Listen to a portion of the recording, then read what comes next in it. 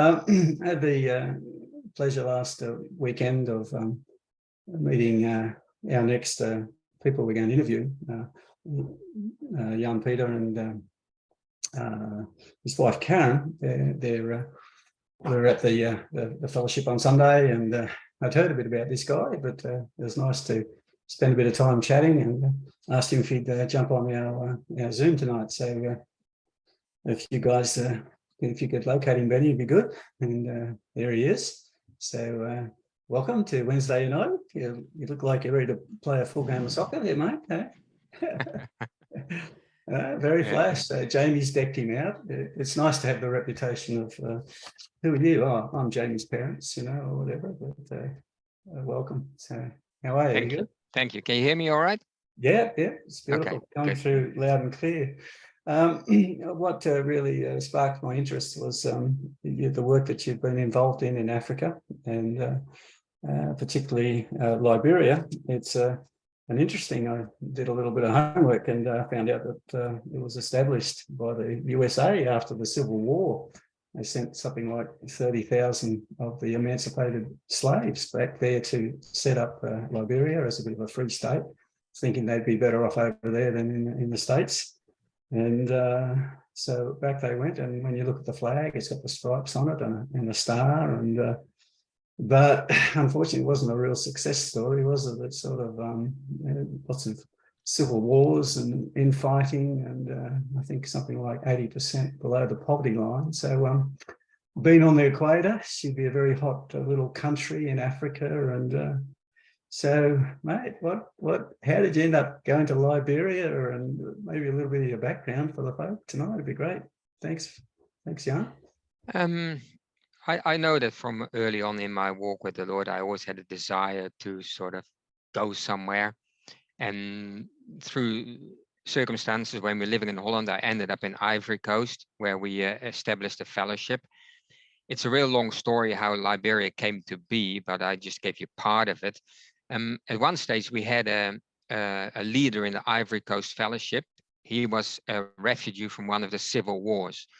Liberia is not very well known worldwide, but in Europe it's kind of known just because of the civil wars that took place there, because they were pretty horrific, to be honest. I think altogether about 300,000 people got killed in those two civil wars that took place. So there were a lot of refugees all over Africa, in Ivory Coast as well. Our leader there was a Liberian refugee, and at one stage his son went missing in Liberia. Now, it's not like in Western country where if a child goes missing, it's a total disaster, because you have family looking after family. He might have been with an auntie or an uncle or whatever, but our leader got very concerned. So he wanted to go there, and we talked to him about it and said, look, okay, we understand, it's a difficult situation, but you're running a fellowship, and is there maybe a way of contacting family? But he was just really determined. He wanted to go to Liberia. He went to Liberia to look for his son. Not long after he arrived, he got robbed. He lost all his papers. He lost all contact information from us. So he just disappeared from the face of the earth for about 5 months. But fortunately, somewhere in his Bible, he had put down, I think it was my email address or telephone number.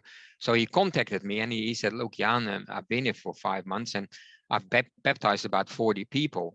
And in that sense, he was always a really good testimony. This guy could never stop talking about the Lord.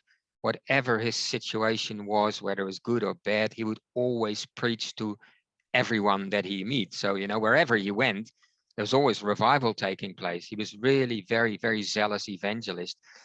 So that's more or less how it started. And one day, Pastor Ron Carslake, who's not with us anymore, unfortunately, and I went from Ivory Coast, where we were visiting the fellowship, and visited Liberia for the first time, which was a very interesting experience. I bet it was. Wow. So it's real front line, isn't it, to sort of going into something like that. So what are the sort of difficulties? What do you sort of do you just go out in the street and talk to people, or do you get in their homes, or sort of, I don't imagine it'd be pretty difficult, sort of, you get off the airport, and think, well, where do we go from here? What's the game plan usually? to be honest, there wasn't really much of a game plan at all. We just went there and thought, well, let's just see what happens and pray about it and start talking to people, witnessing to people, talking to the ones that were already baptized. Witnessing to people is never an issue in these countries. I think that altogether, I might have been in Liberia 10 times, maybe even more. And of all those visits, like you talk to heaps of people, I can only remember once that I met someone, I don't want to talk to you about God. So that Wow. it just never happens really, like if you say to people, can I talk to you about God? Yeah, they stop what they're doing, whether they're walking or whether they're working in the field, or a woman is preparing a meal. They're very respectful towards people who come and preach the gospel. So that's very easy. The whole part of witnessing to people is no problem, even to get them along to come to a meeting or getting them baptized. The struggle is always, like to get commitment out of them. A problem in Liberia is that it is one of the poorest countries in the world. People don't have much to eat. I think 95% of the population doesn't have a proper job. It's a real struggle, very difficult life. And people always looking for things like a little bit of money to buy a bit of food, or just getting a bit of food from someone. So that they're always on the move. They're always looking for, where can I get something? And you even get people come to church and they might be quite happy, but then suddenly that the church next door has some sort of American evangelist there who sort of takes a lot of money and secondhand clothes and hands out rice, and people can just move on to that church. So I'm actually really proud of the people there, that they just, after 10 years, they are going strong, and there is a group of people that are really committed and working hard to keep it going. It's difficult. It's extremely difficult for people there. I can imagine. So any standout event or miracle or something that you sort of really, often when you step out in the deep there, the Lord meets you and you think, wow, didn't see that coming, Oh, we definitely had some really great stuff happening. I mean, we baptized loads and loads of people, people receiving the Holy Spirit. And one miracle that really stands out that I find very exciting is we were outreaching and we just split up, and there was a brother from England as well, Dan Cashford. Some of you might know him. And he went with brother Jude. Jude is the leader of the fellowship, and they ended up in a house of people where the grandmother had a stroke and she couldn't walk anymore. And so that they just walked in and started preaching, and they heard the story, and they said, oh, look, we can pray for the grandma and God can heal her. So they prayed for her, and Jude is quite a sort of, when it comes to those kind of things, pretty confident guy. And he just said to her, look, we prayed for you, get up now and walk. And everyone was sort of in a bit of a panic because grandma had been walking for a while, and the daughter of the grandmother wanted to sort of support her, and Jude sort of rebuked her, said, no, leave her alone. You just sit down, let grandma stand up and walk. So grandma stood up and just walked out of the house, where everyone was sitting, and started walking around in circles at the courtyard, and everyone was just in total shock. And I just remember, because I went somewhere else outreaching when Dan Cashford, he just came back.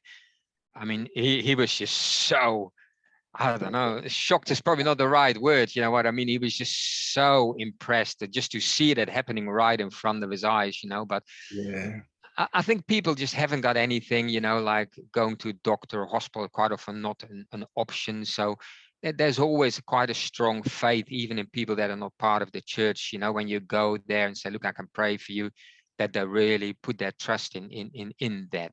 yeah. No, well done. And you take Karen with you occasionally? She's been on a couple of trips, eh? Yeah, Karen's been a few times as well. Yeah. She's sitting next to me. Is she? Is she is she game enough to, how do you go, Karen? Are you sort of, from a woman's perspective? No. Hello. Oh, I was hiding. Yeah, that's okay. You're allowed to hide, but take say my hello glasses to off. the Wednesday United crowd. But so it's pretty scary. It'd be even worse, I think, for a woman, to sort of be in those situations, especially a white woman, because obviously kidnapping and ransoms and all these sort of things must go through your head. So, like Pete said, you must have a pretty good prayer life, you two, to handle places like this. Well, going to Africa was always I was going to say a little bit, but a lot out of my comfort zone. I mean, it was like the heat yesterday. Yes, it was like that all the time. You know, it's pretty relentless. For a woman, I think it is a bit harder, but in a sense, it's not, because I went to support the woman there. For me to go is like, if I had a choice to go or not, and physically I would say no, I don't want to go, but I always knew it was good to go. And I went there, and I never felt in danger, although at night time, yes, you don't go away from where you're staying, because it's a very different kind of a world to go in after dark as a woman, especially. So yes, there are certain dangers, but just like anywhere, you just got to be wise about it. But I think it was very good for me to go as a woman, to reach out to the women, because women there don't talk openly. Women there are very much homekeepers. They stay at home, they stick together, the men do their thing, the women are very much in control of the house. And to support the woman, it was very beneficial. No, absolutely. And I always think of that scripture, he who sows shall be watered. Oh, he who waters shall be watered himself. Oh yeah. I was just reading it too. Because the very little that I thought that I could offer, I mean, I got so much back from going there. Yeah. But I'll be the last to put my hand up to go there, to be honest. Yeah, But no, it's great. I appreciate your honesty, because it is one of those things of, from our comfortable world, and to be, yes, hopping into this world is not something, yes, but like Jan was telling me that they had, cannibalism, didn't they, there a while ago, and it's but pretty rough. Yes. yeah, and I was Yes. saying, but I was just thinking, they wouldn't get much of a feed off you, Jan. I think maybe see my brother Gaz, that they'd go for him, they'd get a gluten-free variety then. So, but by golly, she's Yeah, it's she's a wild world. yes. The Great Commission that we see in the Scripture is to go out into all the world and preach the gospel, and we read it often, but again, it takes a lot of courage. I think the things that Peter spoke about were relevant for what we're talking about tonight. So, what advice? I'd like to hear you first, Karen, for just encouragement to outreach. It obviously comes from deep inside. You've got to have a will and a desire to do it. But, that's it. What encouragement would you give to our listeners tonight, just about outreaching? I would encourage people, if they know it's right and they have the opportunity, to do it, because you'll never regret it. I found it hard, but I certainly, for 1 minute, do not regret it at all. Yeah, Just do it. Yeah, just do it. There you go. You got the Nike brand on, so just do it. So, what about you want to finish off with? I think that's probably the last question that you sent to us, and Yeah. what I discovered over the years, like, in all honesty, like I've always been a bit of an adventurous person. I always wanted to experience adventure, and I mean that was one of the reasons as well. And it's really good for yourself. But when you start going there more than once, it changes, because the focus becomes on them. And I've taken a lot of people with me over the years, but they would only go once, and they just had like a good experience. But ultimately that's not what it's about. It's about that you can add something to them. And I know it's like in Liberia, people get very attached to you when you come more often, and they would always ask me if someone came with me before, or is so and so coming back, or is so and so coming back, and it was always a little bit awkward, because I said no, they just came once, and they never kind of understood that, because they are very isolated. I mean, we can't just easily very like Liberia. A lot of us wouldn't even think of going there because of if you might feel threatened. So it's very unusual for them to have visitors, but they love it. They love it, and that they start saying, oh, yeah, they love the friendship that you have with them, the time that you spend together. And it doesn't have to be like outreaches all the time. Just at nighttime, you sit around outside, you have a cuppa together, and you have a few laughs, and that's just that's really meaningful for them. That you show them that care and affection, and yeah, I mean anyone who wants to go, like put up your hand. But my advice would always be commit yourself to it, like Yeah. because that's when you become really useful. Like the Yeah. first few times I went to Africa, I mean, I didn't have a clue what I was doing because everything is so different. But after going there time and time again, you start to understand how people think, how they reason. It's just a totally different world, but it becomes very valuable if you can commit yourself. And more people have done it, like a Pastor Ron's Carslake would do it, Pastor Steve Carr, Pastor Sammy, of course. But that's really what it's about. Commit yourself to something like that, and yeah, then it becomes very, very fruitful. That's my Very opinion. good. No, that's great, guys. Look, really appreciate you being on tonight. Thank you for those wise words and encouragement. And like you said, you got to go the extra mile, haven't you, if you're going to do something like that? And so well done.